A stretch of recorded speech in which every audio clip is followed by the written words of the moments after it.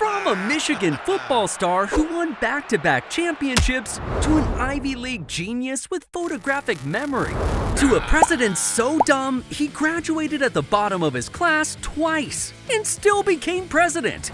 This is every US president's education. And spoiler, while some learned from the most elite institutions in the world, others just taught themselves from scratch, like George Washington, whose education was pretty much non-existent. 'Cause after his father died, little George ditched school to help his mom run the farm. But in his free time, he taught himself math, military strategy, and land surveying, which proved lethal when combined with his near photographic memory. 'Cause during the Revolutionary War, Washington effortlessly recalled troop positions, terrain features, and minor details, outsmarting formerly trained British generals on the battlefield. But for John Adams, it was the total opposite. 'Cause he attended Harvard at just 15 years old and studied math, philosophy, and history. And after graduating near the top of his class, Adams went on to read law under a local attorney, basically the 18th century version of law school. But he wasn't just a brilliant mind, he was a fiery debater, using his masterful rhetorical skills to argue for American independence. But speaking of brilliant minds, Thomas Jefferson studied law at William and Mary College, and oh boy was he a voracious reader, obsessed with everything from architecture to philosophy to languages to science. And when the British burned the Capitol in 1814, Jefferson sold his personal collection of 6,000 books to form the new Library of Congress. But he didn't stop there. He also founded the University of Virginia, personally designing the campus, buildings, and famous rotunda. 'Cause if it wasn't obvious, Jefferson was a polymath, so insanely brilliant that modern psychologists place his IQ around 160, making him one of the smartest presidents in US history. Kinda like James Madison, who went to the College of New Jersey, or what we now call Princeton, where he dove into Latin, Greek, theology, and completed 4 years of classes in 2 years. But unlike Adams, James Madison wasn't fiery in debate. He was quiet, surgical, and never wasted a word. It was this combo of being sharp and disciplined that made Madison the perfect man to architect the US Constitution. But while Madison learned in the classroom, James Monroe learned on the job. 'Cause after 2 years of attending William and Mary, 1776 happened. And Madison was like, "Sorry, professors, there's a revolution going on," and left college to join the Continental Army, where he fought in the Battle of Trenton and crossed the Delaware River with Washington. That's him right here holding the flag. But after the revolution, Monroe was famous for having natural political instincts. He was more EQ than IQ. 'Cause instead of learning from books, Monroe's skill came from people, politics, and practical wisdom. But then came John Quincy Adams, who might be the smartest president in US history. 'Cause as a kid, Lil Adams traveled with his dad throughout Europe and spoke fluent French, Dutch, and a little German. So when he returned home, he breezed through Harvard in 2 years before launching into politics. But to me, the craziest part about Adams was his morning routine. 'Cause he started every day with a nude swim in the Potomac, then read the Bible in its original Greek, and then wrote in his diary, which ended up becoming a 15,000-page journal. And modern researchers believe Adams had an IQ of around 175, the highest of any US president. So if you want to be as smart as Quincy Adams, maybe just do what he did. Woohoo! Cannonball! But unlike the fancy pants presidents we've seen so far, Andrew Jackson grew up on the rugged frontier with pretty much no education outside of elementary school. 'Cause by 15 years old, Jackson was orphaned, broke, and fighting to survive. So he became a school teacher himself while studying law at night. But Jackson's true strengths emerged during the War of 1812, where he out-strategized generals despite having zero military training. 'Cause he was sharp, tough, and street smart. And Jackson applied the same instincts to outmaneuver political opponents and rally the people to his side. So yeah, Jackson didn't have the polish of Adams or Jefferson, but he did have the raw charisma and war hero fame to make him an American legend. kinda like Martin Van Buren, who also didn't come from privilege, cause Van Buren went to a one-room schoolhouse until age 14, then jumped straight into a lawyer's office as an apprentice, where he grinded through legal work for 7 years until being admitted to the bar. And even though he never went to college, Van Buren was a highly skilled lawyer who became New York's Attorney General before the age of 30. However, William Henry Harrison did give college a shot. Kinda. Cause he attended Hampton-Sydney College in Virginia for about a year before moving on to study medicine at the University of Pennsylvania. But after his dad died, money got tight. So he left school and traded the textbooks for a sword and enlisted in the army, where his battlefield career eventually took off. See? Who says he needs school to become president? Oh, hey there. Well, John Tyler's dad set him up for success early. Cause at just 12 years old, he entered the prep program at the College of William and Mary, moved into the main school at 15, and after graduating, studied law under his father, who was a judge. And even though Tyler maybe wasn't as brilliant as the founding fathers, he had solid B-plus energy. But a B-plus didn't cut it for this next president, cause James Polk was the ultimate overachiever. After graduating first in his class at the University of North Carolina, Polk became a lawyer and young congressman. But most impressively, before stepping into the Oval Office, Polk mapped out his entire presidency, promising to accomplish 4 major goals. And guess what? He achieved all 4 in one term, then refused to run again. On the other hand, Zachary Taylor didn't care much about school.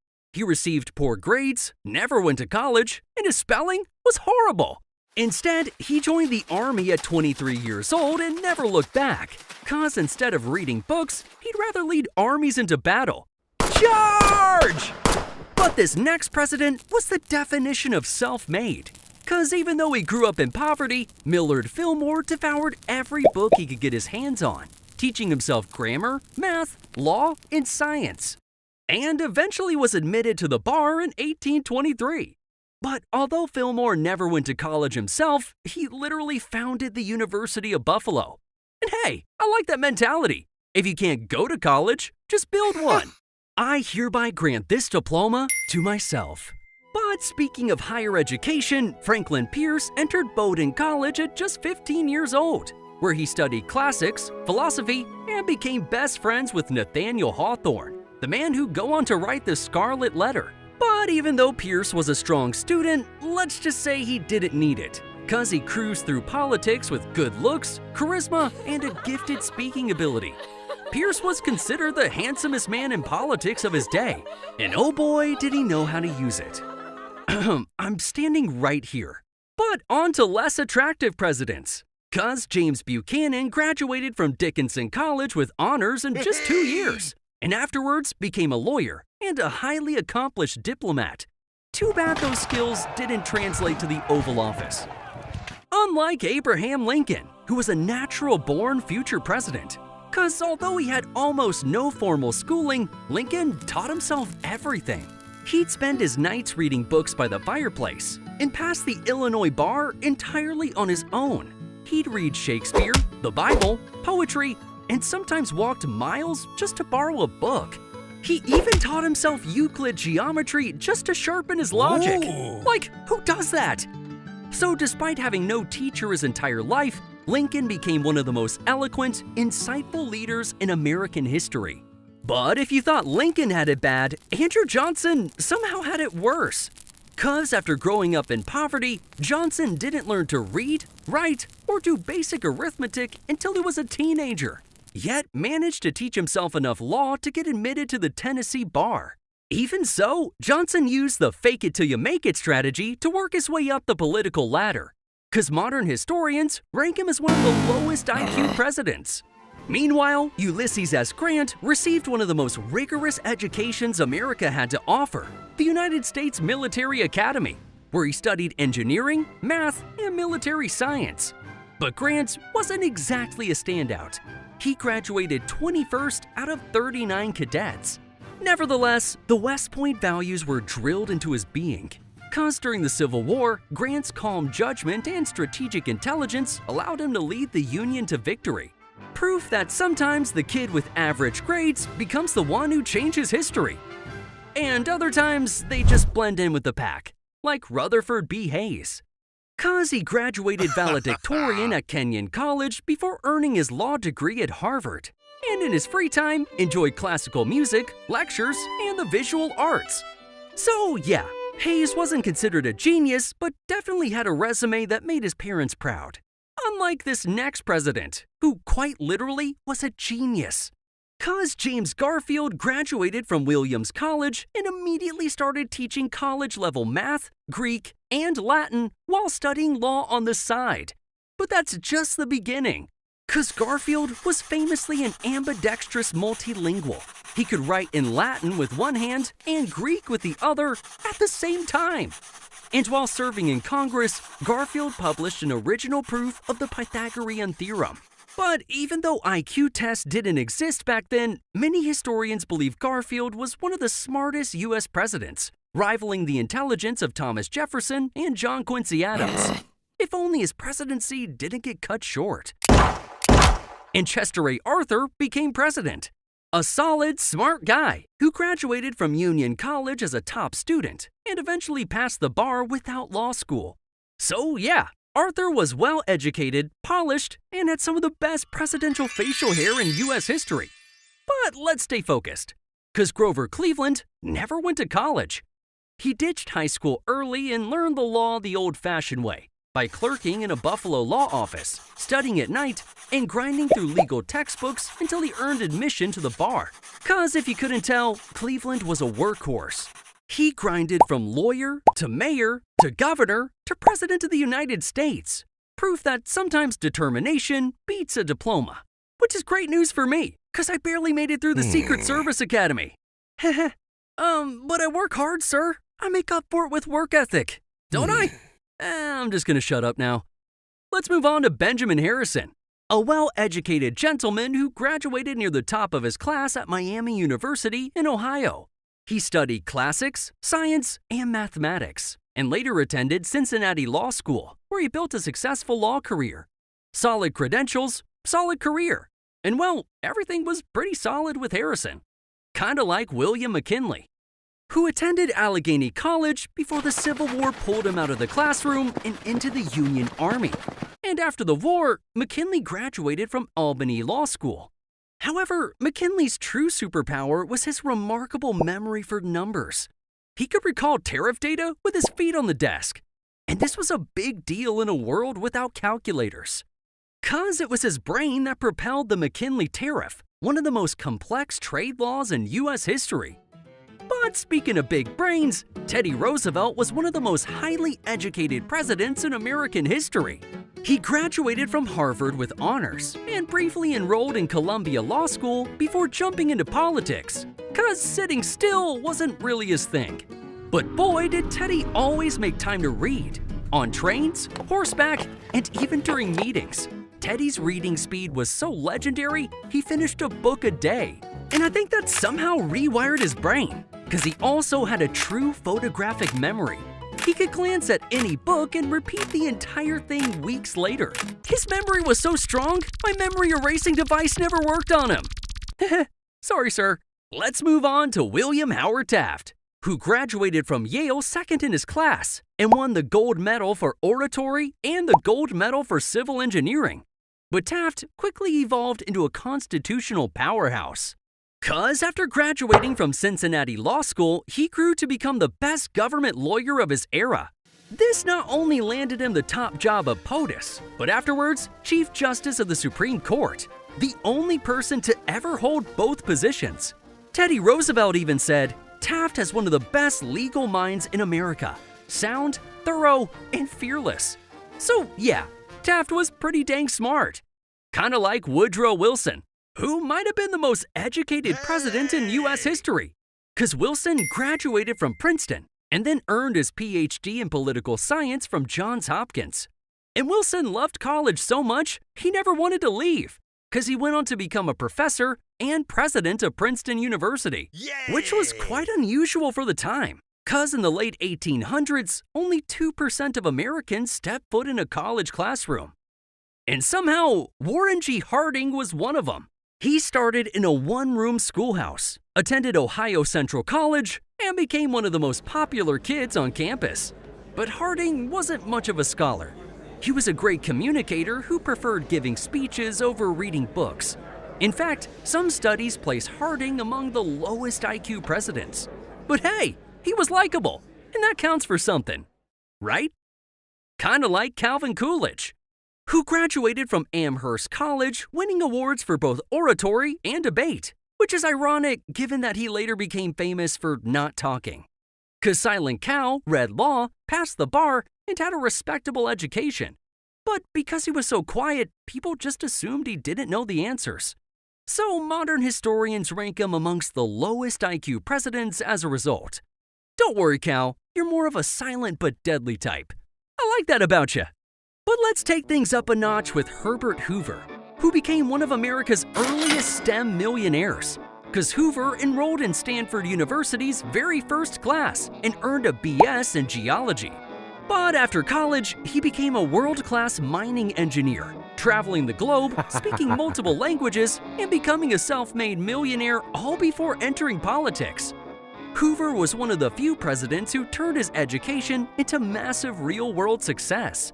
Unlike Franklin Roosevelt, who took the classic East Coast elite route. 'Cause he attended the prestigious Groton School, Harvard College, and then Columbia Law School, before dropping out because he thought it was too boring. Psst, sir, wake up! The professor's coming! But even after dropping out, FDR passed the bar and practiced law. He wasn't an academic like Wilson, but more of a brilliant political mind, a master of building coalitions, managing egos, and sensing the public mood. Some things you just can't teach in the classroom. And Harry Truman could absolutely relate, 'cause he briefly attended 2 business colleges in Kansas City before dropping out to work on his parents' farm. You see, Truman didn't need school, he just taught himself. Before 14 years old, little Truman read every book in the local library, practiced piano for 2 hours every day, and had a near photographic memory. Not bad for a kid from rural Missouri. On the other hand, Dwight Eisenhower went to the United States Military Academy and graduated from the famous Class from the Stars, a class that produced a freakishly high number of future generals. What's up, boys? We hitting the weights later? Anyway, there he studied engineering, math, and military tactics, finishing 61st out of 164 cadets, so middle of the pack. 'Cause hey, Eisenhower preferred solving problems on the battlefield. But up next, John F. Kennedy was truly one of a kind. 'Cause he graduated from Harvard, wrote a senior thesis so good it was published as a book, and was a full-on speed reader, cruising through 1,200 words a minute, more than 3 times the average adult rate. But what really set JFK apart was his combo of brains, charm, and charisma. I mean, just look how handsome he is. Looking good today, sir. Mighty fine weather we're having. Meanwhile, Lyndon Johnson graduated from Texas State University and then took night classes at Georgetown Law, but never graduated. Instead, LBJ had an extremely high emotional intelligence. He could walk into a room of 100 senators and instantly know who was angry, scared, or drunk. And once he found your weakness, he would push that pressure point until he got what he wanted. Kinda like Richard Nixon, who graduated from Whittier College and Duke University School of Law. He was disciplined, relentless, and a legitimately talented musician, 'cause he could play piano, violin, saxophone, clarinet, and accordion. He even composed his own piece, which he played with the National Symphony Orchestra. Sir, I feel like no one sees your soft side enough. But while some presidents were in the band, others were on the football team. 'Cause Gerald Ford went to the University of Michigan and was a star football player, captain, and led the Wolverines to 2 national championships. Afterwards, he attended Yale Law School and even coached Yale's football team on the side. Sir, I'm open! I'm open! But while Ford was an All-American student athlete, Jimmy Carter attended Georgia Southwestern College and Georgia Tech, and then earned an appointment to the U.S. Naval Academy, where he studied engineering and naval science until graduating 59th out of 820.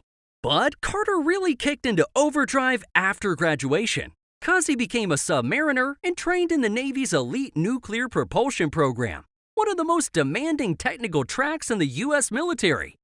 Sheesh, this stuff is hard.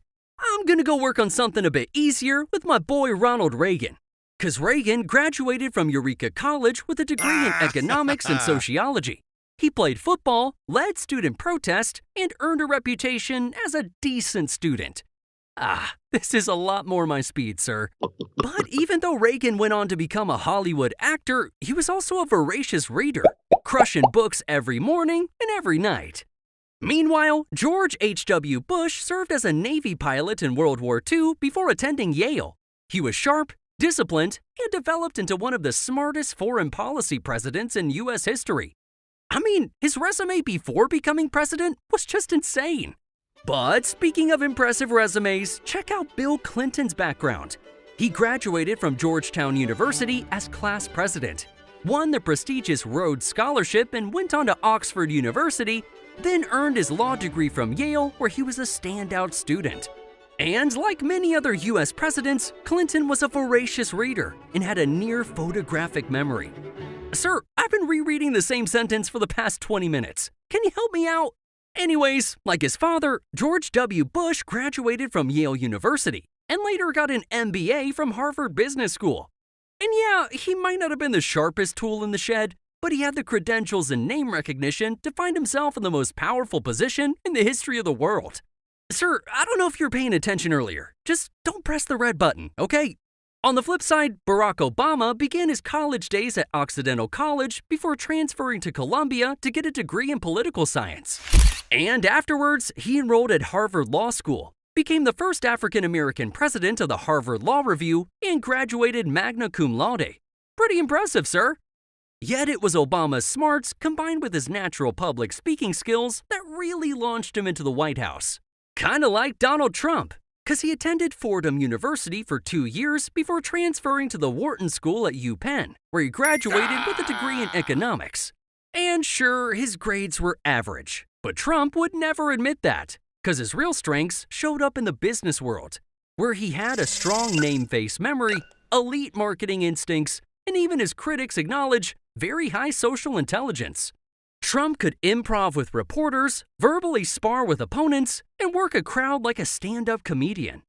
In fact, one of his jokes aimed at the next president's education.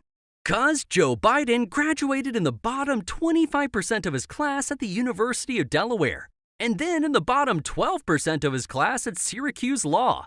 But hey, Biden's pretty open about his mediocre performance, chalking it up to partying, playing sports, and cramming for tests at the last minute.